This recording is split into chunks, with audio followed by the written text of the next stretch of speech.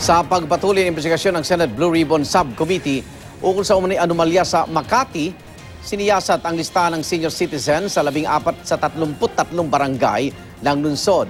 Sa kanyang pagharap sa pagdinig, sinabi ng pinuno ng Makati Action Center na halos isa sa bawat 2 senior citizen ang hindi kwalipikado, hindi mahanap o kaya'y yumauna. Kada taon daw ay nasa 11,750 pesos ang ginagastos sa Makati sa bawat nakalistang senior citizen. Aabot naman sa halos 370 million pesos ang napupunta sa umano'y ghost senior citizens. Ilang senior citizen ang dumating sa pagdinig.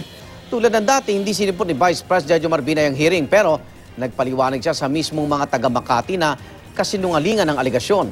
Ayon sa Vice Presidente, walang ghost beneficiary ang Senior Citizen Social Welfare Program ng Makati.